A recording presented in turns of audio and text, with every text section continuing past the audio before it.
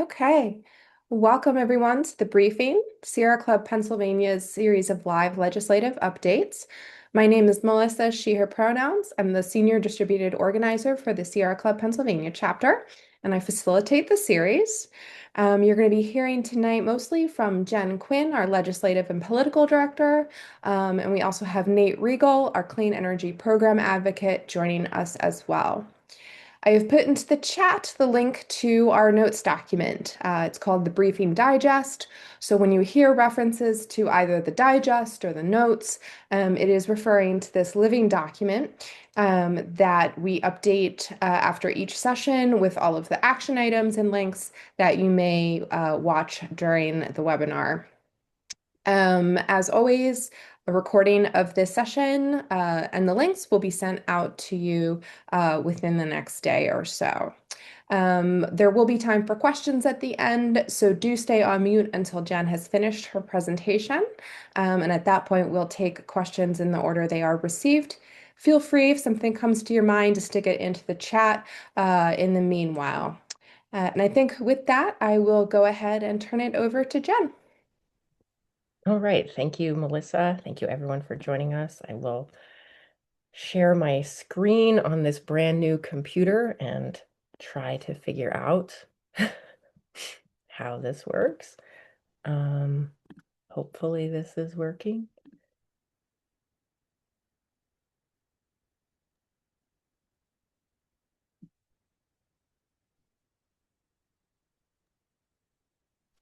Nothing yet. We're not seeing anything, Jen. Yep. Okay. I have to find it in the tabs. I am getting it there. All right. That works. Looks good. Huh. It's interesting. I can't see it, which is okay. Can folks see it now? Yes. Great. I can see it and you can see it. Yes, a new operating system, so it's completely new to me. My apologies for the delay. So, this is typically legislative updates. This will largely be budget updates since that's what happened most recently in Harrisburg. I think most folks know the legislature passed and the governor signed the state budget on July 12th. So it was only a few days late instead of many months late like last year. It was about $1.1 billion less than the governor's proposal. It contained no new taxes. So skills games, marijuana remained untaxed, no minimum wage increase. There was no money taken from the rainy day fund, which was very important for most Republicans. And environmental provisions largely reflected a business as usual or cost to carry approach, meaning not a whole lot of significant increases there. And where there were funding increases, they were just shifted from one fund, one special fund, to another and not from the general fund.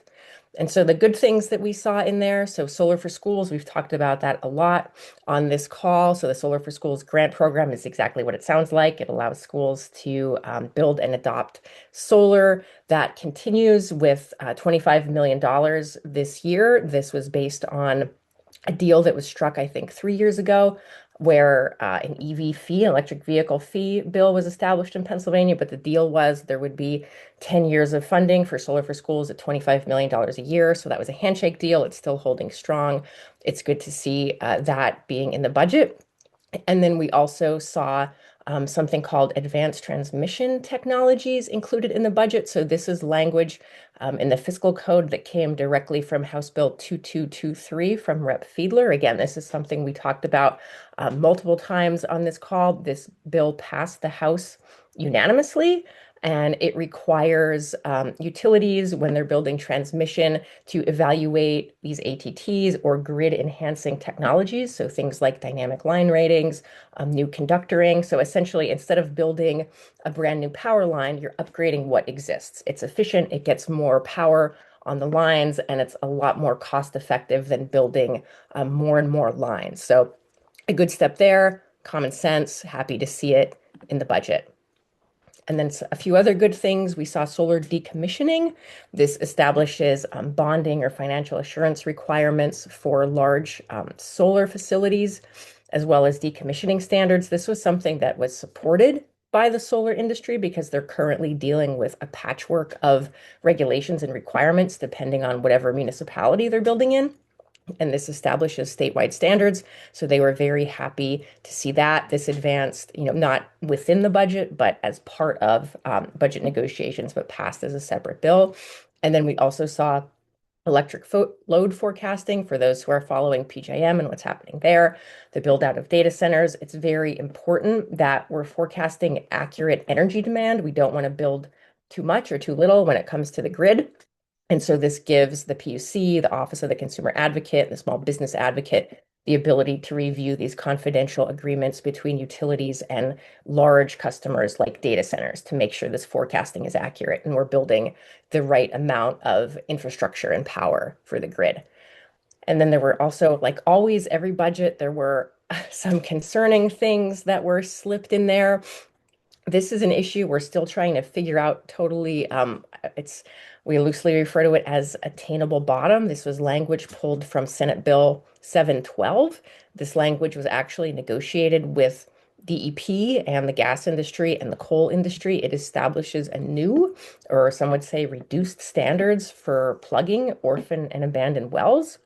And so attainable bottom is defined as the depth approved by DEP after a good faith, reasonable effort to find the actual bottom. And reasonable effort is defined as cleaning at least 200 feet below the coal protective casing and then continuing an additional 100 feet. And when that can't happen, 2 consecutive 8-hour shifts. And so essentially, all of that being said, when someone plugging a well can't find the actual bottom, DEP will allow this sort of artificial or attainable bottom to be used as the bottom when it comes to plugging based on time, depth, and effort. And then the language also directs the Environmental Quality Board to issue regulations for other plugging scenarios, which we're all very curious about, not covered under this language, and they have 18 months to do that. So there are a lot of concerns as to how this will impact well plugging. Will it speed it up? Will the wells be plugged in a proper manner? Will we have issues with, wells failing in the future? We don't really know yet. But again, this was language worked on with DEP and other stakeholders.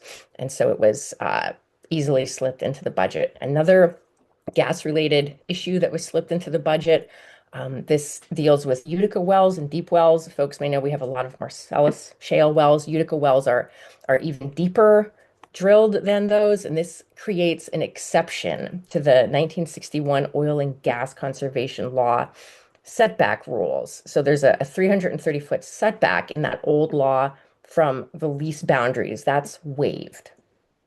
We don't know officially what that means. This does not affect setbacks from structures or dwellings or high quality streams. This is just the lease setback, but it does seem like the goal is to allow wells to be drilled and more resource extraction. So if you can place the well in the ideal place and not have these setback limitations, you can extract more resource. That seems to be what it's doing. And it's also just sort of putting it under the laws that currently regulate Marcellus and doing away with this older law. But again, we're trying to figure out if there are long-term implications for these changes. And then as far as data center regulations go, I know we've talked about data centers many, many times on this call. We do not see any significant data center regulations included in the budget or the fiscal code. The only language we saw was from House Bill 2150. We've also talked about that. That's the bill that would require data centers to report energy and water usage to DEP. DEP would then compile a report, and that report would be made public. That's it. We had talked previously about a bill to repeal the sales and use tax exemption that data centers use that passed the House unanimously, and then also the 180-day moratorium that passed the House unanimously. We were very sure that that language would be included in the budget somehow. It was not, much to our dismay. So no significant data center regulation, despite very significant, almost unanimous support coming for these bills during their passage from the state house. So it's still a big, big question as to what the legislature is going to do in the remaining time left when it comes to meaningfully regulating data centers in Pennsylvania. And then DEP's budget, it was largely pretty flat. We did see Again, one of the transfers that the shifting or the three card Monty shifting of money from one program to another, we did see $19 million go into the oil and gas program from other programs because of declining permit revenue there. Funding for county conservation districts and Susquehanna River Basin, Delaware River Basin Commission were flat. It's still good to see them funded because some years they're not. And then we did see a one-time $20 million transfer to the Hazardous Sites Cleanup Fund and a one-time $19 million transfer to continue plugging abandoned oil and gas wells. Those are all good. It would be great to see those as ongoing and not one-time one-time transfers because these are huge problems that are never appropriately funded. And then DCNR's budget, we did see some significant increases there. But again, they did not come from the general fund. They came from a very significant $145 million transfer from the Oil and Gas Lease Fund. The Oil and Gas Lease Fund, again, gets its money from oil and gas leases on state land. So there's always a question about oil and gas on DCNR land going to support DCNR's budget. Again, it's good to see some increases, but disappointing that, again, they did not come from the general fund, but came from the Oil and Gas Lease Fund, which has been the case for many, many years, unfortunately, in Pennsylvania. And then I mentioned, session when they return and what they're going to do. Very few days to get anything done prior to the elections. The House will be back September 9th, maybe, and then both chambers will be back in late September for 3 days, and then 6 days in October. It's very unlikely that they will do anything meaningful after the November elections. I mean, they can. It's very unlikely, but again, they have a very limited amount of time to do anything meaningful on data centers or skills games. And then what we will be working on this summer and fall, I did mention skills games. Uh, as I mentioned previously on this call, the Supreme Court said you need to regulate skills games in Pennsylvania for them to be legal. That started a 120-day clock. That clock expires in early to mid-October.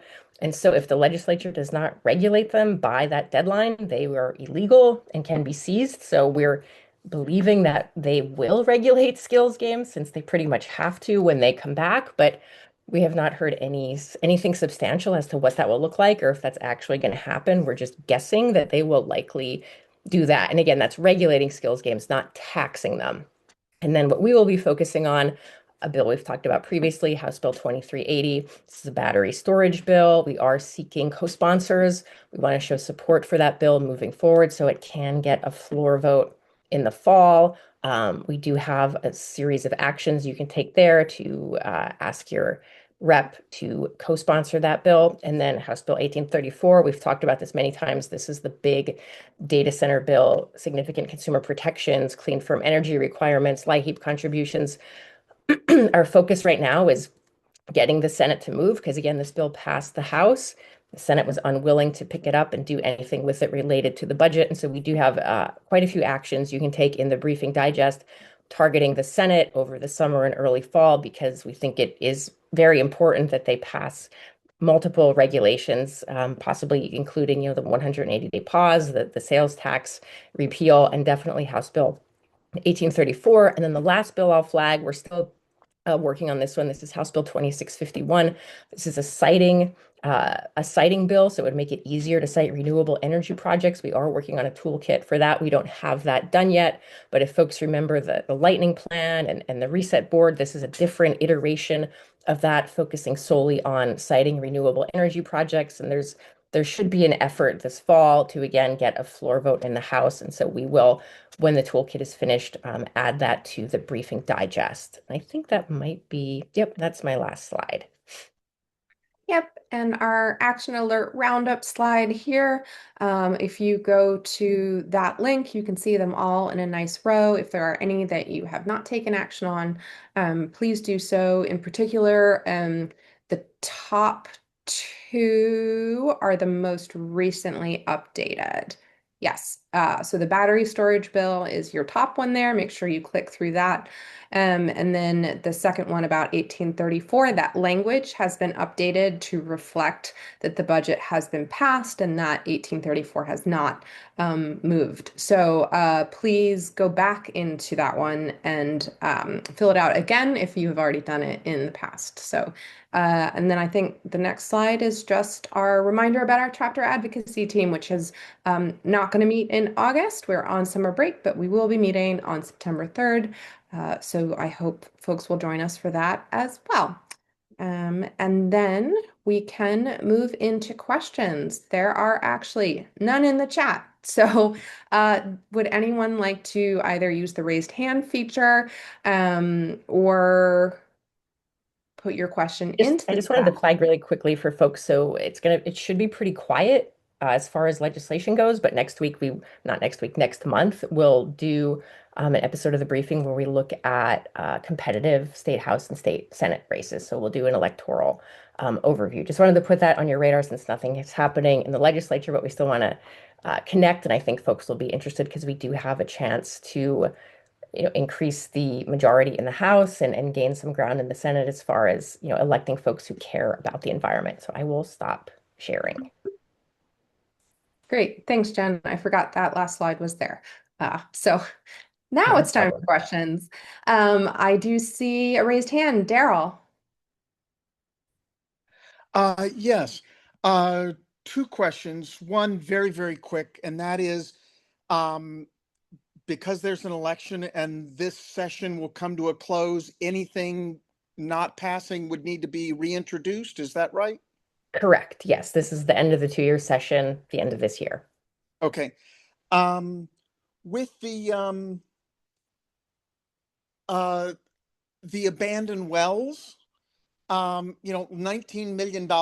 I'm don't know how many wells that's going to plug, but my recollections is there's maybe 10,000 or something wells. So as an engineer, I'd kind of do a little division and say, how many years at this rate will it take to plug the inventory of abandoned wells?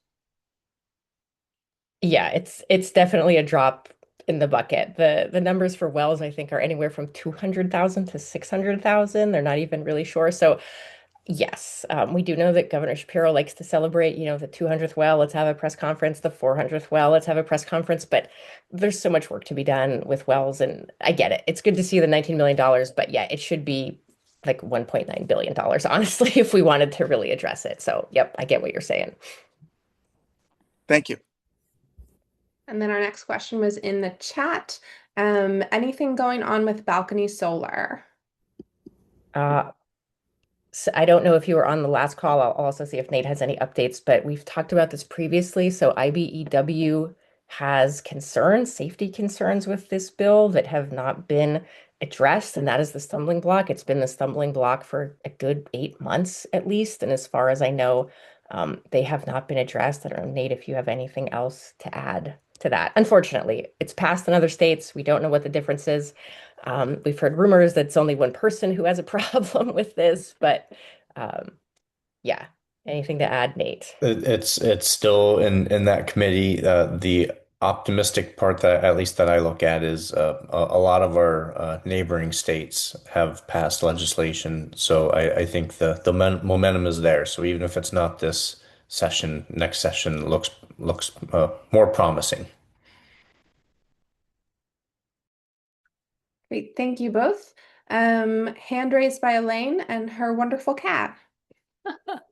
Yes. Hi, Jen. I'm wondering if you have a sense of whether the governor will reintroduce his lightning plan next year, and if so, it'll be like it was this year. I mean, that's a good question. I think a lot is going to depend on the outcome of the November elections. Like, there are some folks who are convinced that we're going to flip the Senate and there will be a trifecta. If that happens, I think what the governor is willing to put out there is very different than what he's going to put out there if they don't. We honestly haven't had this conversation with the administration because they haven't done a whole lot to support lightning so far. And so I think I think there would definitely be something to address energy policy. I just don't know what it would look like. I would imagine it would be some changes to AEPS. It may include something for net metering. I think it would be something very big, but I don't know if it would be lightning again, right? And I don't know if you have any thoughts on this, Nate, but I think community solar will come back. I doubt the siting board will come back. I'm sure Act 129 will come back, but as far as like the updating alternative energy portfolio standards, there would probably be something that creates or updates the existing standards. We just don't know. And like I said, we honestly haven't had that conversation. But like I said, a lot of people are right now doing two scenarios, right? We have a trifecta, we don't have a trifecta, and what can we get done under those two scenarios? So it's kind of a wait and see. But that's a great question. Robin. I just had a question about the sales and use tax exemption and what intelligence you all may be trying to find about that negotiation, because it just seems outrageous with all of the, profit taking by huge corporations that that didn't pass. Yeah, like I said, we were at one point all sort of taking bets on like what we thought, and we thought that 180-day pause would be in there. We thought the sales tax, it did not happen. There are rumblings that I'm sure you can guess that certain factors and sectors didn't want those things, like the data center folks or the labor folks. So it's hard to say what's true and what's not, but we know it did not move at all. So, there was something very big that stopped that when the House is pushing something almost unanimously, and it's incredibly frustrating, but I don't have anything solid as to what officially stopped that other than sort of the usual suspects and the different stakeholders pulling and the Senate Republicans, not siding with, many, many people and even the majority of their members in the House. So I don't know exactly what happened there. And we were all shocked, I think, just like everyone else. And the governor not fighting for it. Correct. That was part of it also. Thanks. Daryl.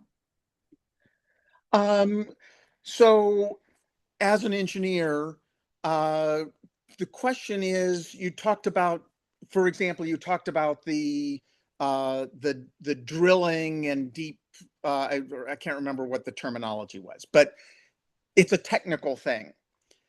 And I'm wondering, how does Sierra Club address legislation that is highly technical? Do you guys have partnerships with, I don't know, universities or consultants or whatever? Because I don't imagine Sierra Club has deep consultant expertise on all different topics. That's So I'd be interested in a brief introduction of that. sure. No, when we saw this bill, we said pretty much the same thing. Now, we do have a lot of retired attorneys, a lot of retired DEP staff. And when we took this bill to them, they said, this is a technical issue. This is for engineers and geologists and hydrologists to determine and not legislators. And we agreed. Now, given that, we did make suggestions that, it should only apply to orphan wells. There should be more monitoring. So there are things like that that we can weigh in on, but we are always looking like there was, a connection here who knew a well plugging expert in New York that we were really trying to talk to and never showed up. So if you know folks who have this expertise, because yes, and then we have partners like Environmental Defense Foundation. They do a lot of work on oil and gas, so they seem to have a little more technical expertise, but there are issues that are very clearly like, this is not where we are providing, technical expertise. So we try to find it. When we don't have it, we try to, which often happens when you have bad language, you try to make it a little better because you can't stop it in the budget. But yeah, it's tough when it's like nobody should be making these decisions other than very experienced professionals, and yet that's not what's happening.